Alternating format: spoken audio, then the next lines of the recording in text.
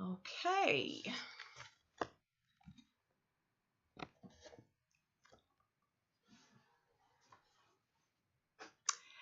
Hey guys, and hey guys down here. So I am back with another live. I am streaming here on YouTube right now, and I'm also up here on Instagram. Wanted to come in right quick just to continue our conversation of how to better engage the Black community, those specifically that have diabetes. And really, honestly, you can take these items, you can take these thoughts, and you can actually put them with any chronic disease, honestly.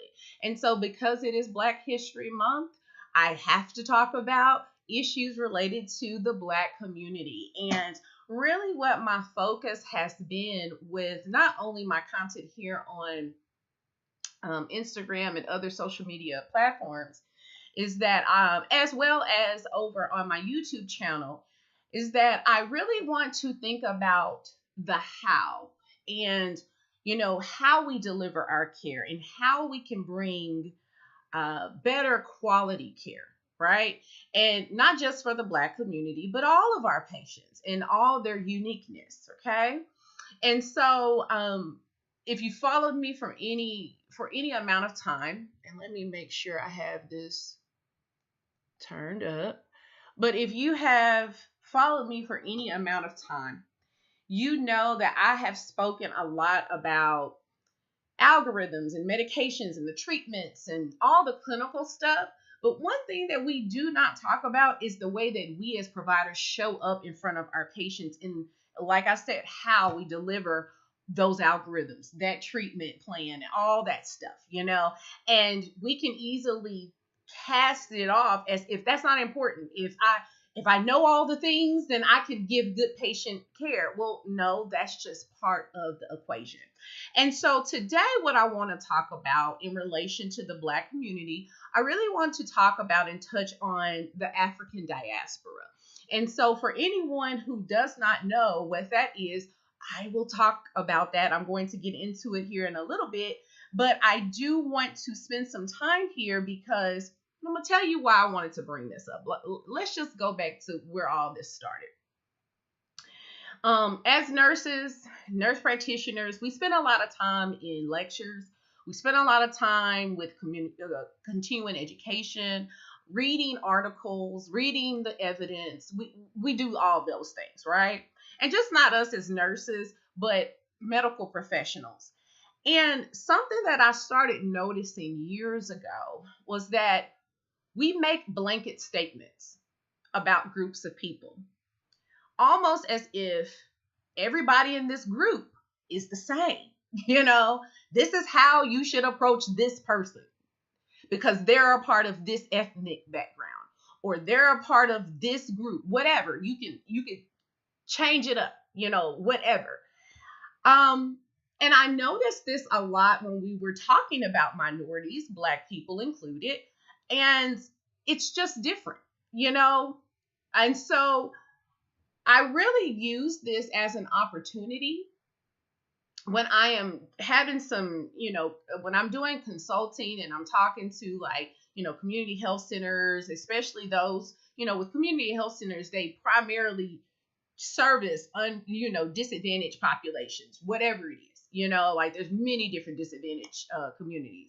And something that I have to help them get out of the mind shift of, really change their mind shift, is that an individual does not define the collective, and the collective does not define the individual. So what do I mean by that? Let's talk about Black people. One Black person does not define, whatever experience you have with one Black patient is not going to necessarily be your experience with all the Black patients that you will have after them. And whatever you think you know about the Black community, you can't impress that on each individual Black patient that you see. And like I said, this is not something that is just specific to Black people. It's not just an ethnic thing. It's not just a racial thing. As women, one experience that you may have with a female, that's not going to define how your experiences from here on out is going to be. And the thing is that it's very nuanced. And it's, when you get into the ethnic and the racial cultures and things like that, it's very nuanced. And with the Black community, it is a special case. And so we're going to get into what the diaspora is, its significance when it comes to how we deliver care, and how it's important, why it's important when you engage those a part of the Black community. Does that sound good to you guys? So let's just get on into it. First things first, we have to define what is a diaspora. Now, I have some notes here. I have a workbook that when I do workshops over this, this is part of the things that we go through in the workbook. And so I printed off a couple of pages, and so just for my notes here. And so anyways, by definition, a diaspora is a scattered population whose origin lies in a separate geographic locale. Any group of people that reside outside of the country of origin or ancestry. And right off the top of the dome, that's Black people.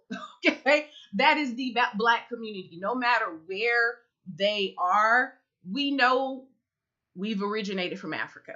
And guess what? We're not the only diasporic community. There is an Asian diaspora. There are, something for people who are Christians, right? Jews. If you know the Bible, you know that Jews were scattered from their homeland. You know what I'm saying? And there are many different cultural groups over history, world history, that are considered diaspora populations. It just so happens that Black people are one of those communities, right?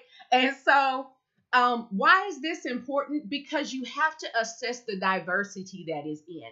And just historically, every person that you see in America that is Black, they're not descendants of slaves. And that's a big point that I have to point out, not just to people who are not a part of the Black community, but people who are a part of the Black community. Because as Americans, we tend to look at everything through the scope of the American lens. And because slavery is it's a huge part of our history, when we see Black, we automatically think slavery.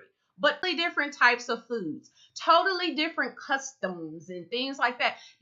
And we'll talk a little bit about the categories, and these are very broad categories, very, very broad, you know what I'm saying? But anyways, you have to think of that, when you're dealing with address Black people. Well, no, there is diversity within, okay? And you have to understand that and going back to one of the things I really talk about a lot is patient-centered care. You have to take a patient, it's patient by patient, right? So anyways, like I said, within the Black community, there's multiple ethnicities within our community. There's multiple cultural influences. And like I said, as Americans, it's so easy for us to view everybody through an American lens. And where this really, I was even checked on this. Let me give y'all an example. So I'm a person I am a descendant of slaves. I was born and raised in the South. Not only and I know from my own family history that my family was on cotton plantations, okay? I have recently done a little bit more history on myself. I know that I come from the West African country of Sierra Leone. But historically, West Africa is where you're going to get the majority, where you're going to get your slaves. Your slave trade, that was heavy slave trade. So anyone who is considered African American, which that's a whole nother conversation for another day, because some people do not like to refer to people who grew up in America as African American, but that's another conversation. But the reason why I went through African ancestry is because I wanted to actually not only know the country I was from, I wanted to know what tribe.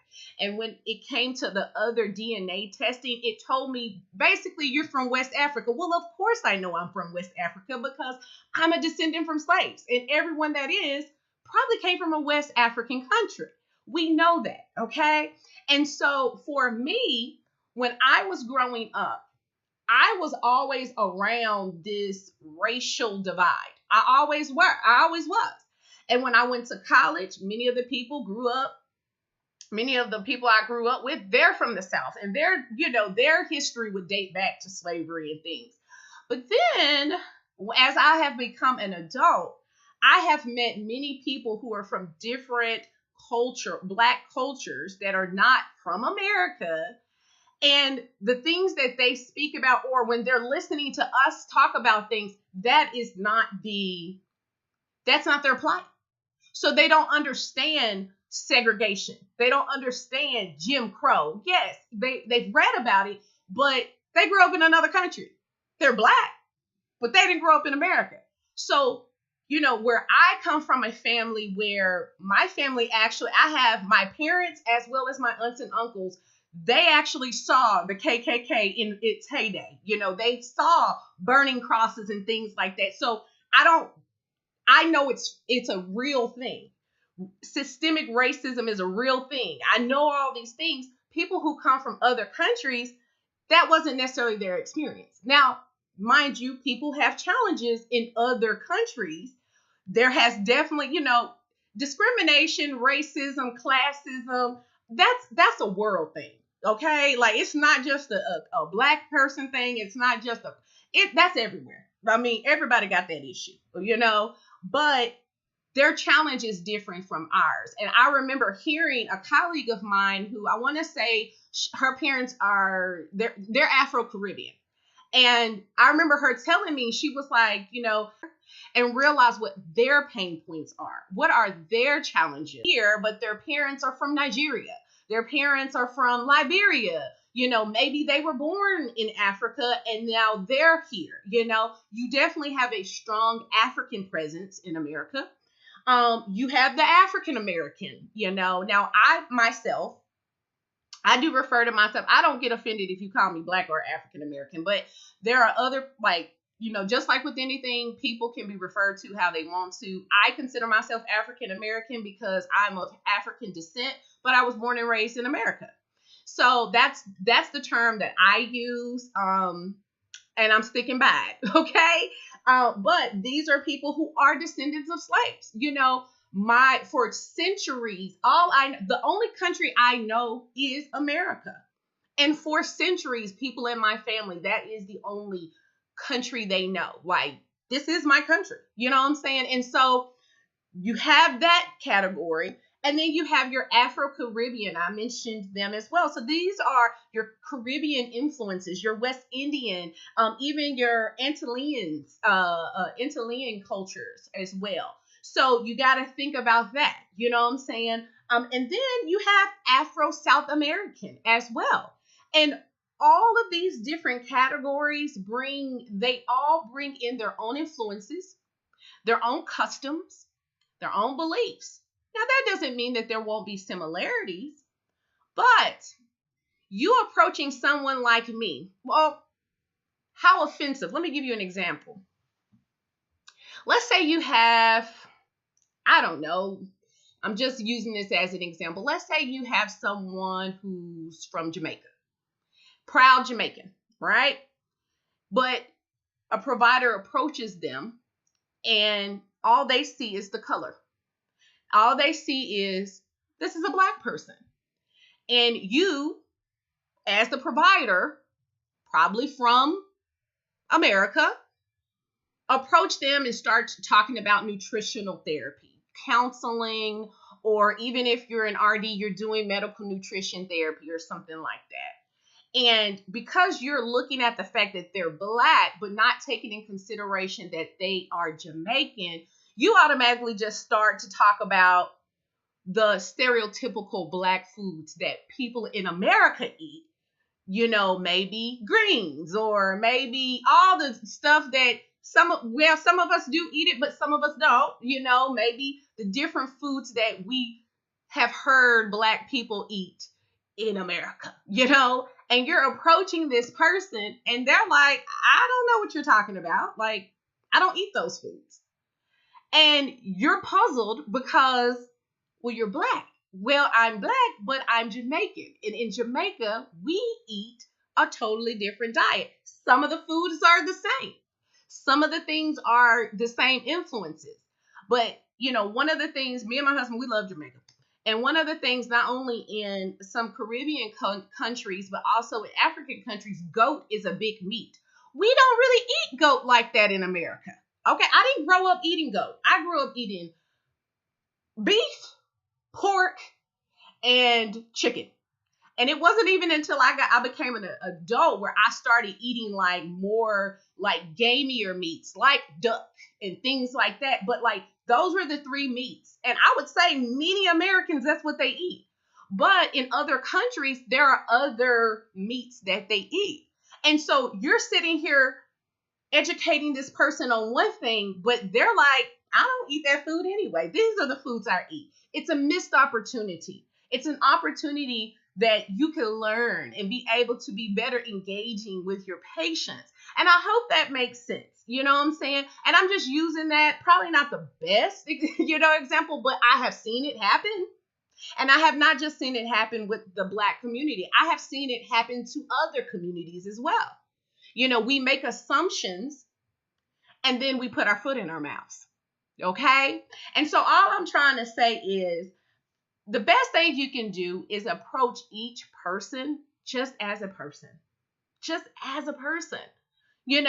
Ask them what they like because surprise, surprise,